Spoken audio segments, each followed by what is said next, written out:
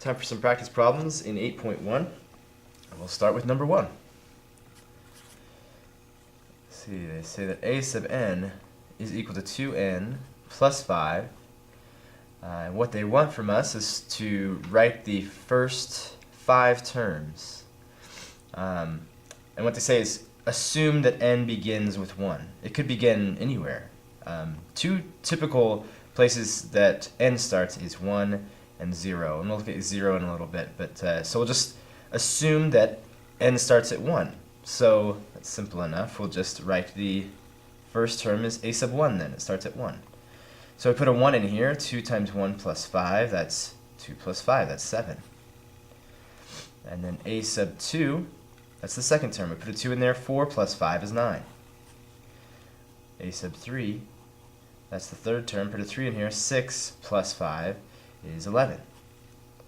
Go to the fourth one. I put a 4 in here. 8 plus 5 is 13. And a sub 5, the fifth term. 2 times 5 is 10 plus 5. That's 15. Okay, there's the first 5 terms for number 1. Let's go on to number 10. Let's do that over here. We say that a sub n, the nth term, is 2n over n plus 1. Okay, so we're going to write the first 5 terms, assuming that n starts with 1. So 2 times 1, that's 2, over 1 plus 1, that's 2, so this is 1. A sub 2, the second term. That's 2 times 2 is 4, over 2 plus 1, that's 3, 4 over 3. The third term, 6 over 4, which would be 3 over 2.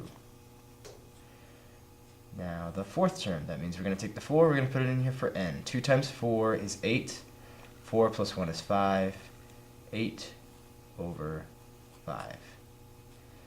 Fifth term, take a 5, put it in here. 2 times 5 is going to be 10, and then 5 plus 1 is 6, that's 10 over 6, or 5 over 3. First 5 terms there. Let's look at number 16, just as a final example of this kind of an exercise. A sub n is equal to 1 over the square root of n. Assuming it starts at 1 again, we have 1 over the square root of 1, that'd be 1. A sub 2, 1 over the square root of 2, that's probably as good as it's going to get. You could do root 2 over 2 if you wanted to rationalize the denominator, but this gets the idea across. The third term, a sub 3, 1 over the square root of 3. A sub 4, 1 over the square root of 4, the square root of 4 is 2, so this is 1/2. And a sub 5, 1 over the square root of 5. Okay, that's pretty much it. That's just taking, it's getting used to what does this all mean? The nth term, plugging this value into this this definition. We call it a definition. You call it a formula if you like. Okay. So now let's go on to 26. Okay, 26 says find the indicated term. Okay, so if the nth term is defined by 2 to the power of n plus 1 over 2 to the power of n and then plus 1. Okay, these are different. I add 1 to the power here and raise 2 to that power. Here I raise 2 to a power and add 1 to that. So they want me to find the 7th term, a sub 7. Well, that means I'm going to take the 7 and put it in here. So 2 to the 8th, I believe that's 256, over 2 to the 7th, that's 128, plus 1, that's 129. There it is, there's the 7th term.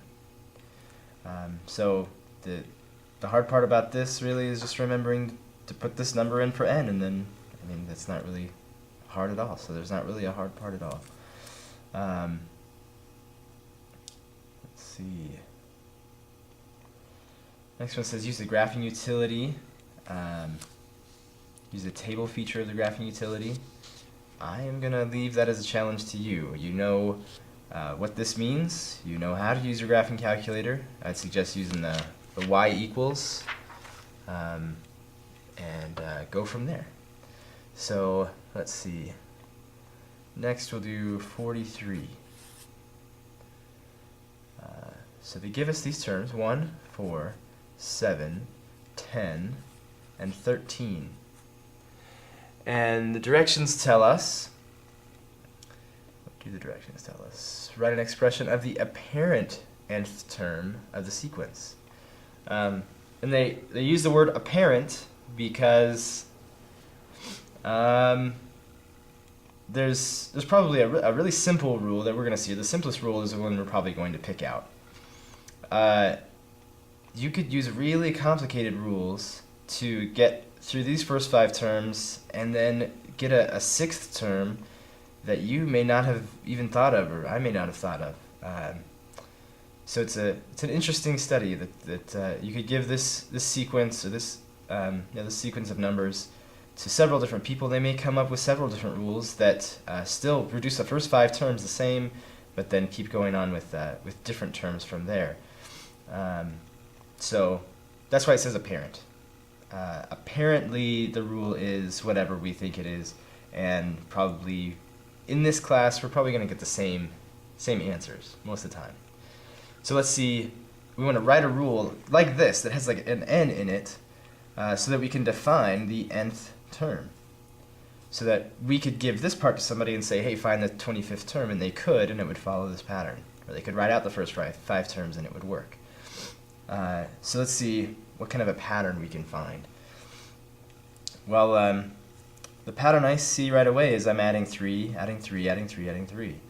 So every time I'm adding 3, I'm adding a multiple of 3 each time. So let's see, what if we had a multiple of 3, so that's 3 times n, okay? Let's see how that works for the first term. 3 times n, well that doesn't work, because this would be, if I put a 1 in here, this would be 6. So, alright, if I put a 1 in here, this would be 3, not 6. If I put a 1 in here, this would be 3, so what could I do about this to get it from 3 to 1? I could just subtract 2. Let's see if that works. So 3 times 1 minus 2 is 1. 3 times 2 is 6 minus 2, that's 4. 3 times 3 is 9 minus 2, that's 7, and it continues to work for the next few terms. So that is the apparent rule. Let's try 47. That's 2/3, 3/4, 4/5, 5/6, and 6/7. Okay, a sub n. Well, we can see that this kind of follows a natural progression. 2, 3, 4, 5, 6. 3, 4, 5, 6, 7. So if we assume that n starts at 1, which we will do, we'll assume that. Basically, how could I get from the number 1 that I'm going to put in for the first term for n and get to 2? Well, and follow this sequence. I'm thinking if I take n and I just add 1 to it. Here's the first term, and I have the number 2. Second term, I have the number 3. Third term, I have the number 4, and so on. I have 1 more than the term that I'm on. So there you go, n plus 1. How about this one right here? Well, this is the first term, and I'm at the number 3. Second term, I'm at the number 4. Third term, I'm at the number 5. It looks like I have 2 more than the term that I'm on. So n plus 1 over n plus 2. Seems to work nicely. And we could go all the way down here. This is the 5th term. We add 2 to 5, we have 7. We add 1 to 5, we have 6. So yeah, it works out. That's the apparent rule, apparently. Let's look at 56. Here's kind of a weird one. It goes 1, negative 1, 1, negative 1, 1, and so on. What apparently is the rule? how do I find the nth term? How would I use n to cause this going back and forth between positive and negative 1?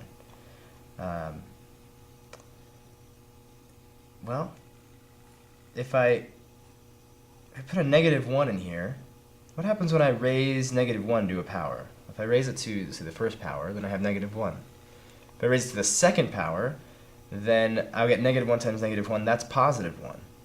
If I raise it to the third power, then that'll be negative 1. To the fourth power is positive 1. So every time I raise it to an even power, I get a positive 1. An odd power gives me a negative 1. So all I have to do is raise it to maybe the n. Except for if I let this be 1. If I let n start at 1 and I put a 1 in here, that's negative 1 to the 1, that would be negative 1 right here. So how can we change that? Well, I could just add a 1 to it. I'll just kind of shift the powers up by 1. So this will be, for the first term, 1 plus 1, negative 1 squared would be positive 1. Negative 1 to the 2 plus 1, negative 1 to the third, would be negative 1. And then we get an even power, an odd power, an even power, and on down the line. So apparently that's the rule. Let's see. So next, 59. Kind of draw a line here. Kind of a different concept in a way. 59, we're given that a sub 1, the first term, is the number 3. We're also given that, where are we here? A sub k plus 1 is equal to 2 times a sub k minus 1. Okay, so this k, don't let it confuse you. It's just like I or n or any other indexing letter that they could pick. This just means the next term, right? Whatever term you're on is a sub k. So we're here at a sub 1. A sub 1 means that k is equal to 1. Okay, so if this is a sub 1, this is a sub 1, k is equal to 1. Then what would a sub k plus 1 be? Well, it'd be a sub k, which is 1, plus 1, which is 2. So this is just a way of saying the next term that you want to find is going to be 2 times a sub k, the term before it, right? Arbitrarily, if I'm, well, let's say I'm somewhere down the line and somewhere in the sequence, I'm at a sub k. If I wanted to tell you that I'm going to the next term, I'd just say a sub the next one, a sub k plus 1, the next one. This is 1 plus 1, the next term after a sub 1. So the next term is equal to, the previous term minus 1. Take that number, multiply it by 2. So we're going to take this guy right here, subtract 1. That's subtract 1 from 3, that's 2. To multiply 2 times 2, and that's 4.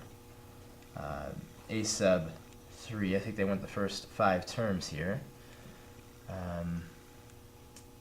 Yes, they want the first 5 terms.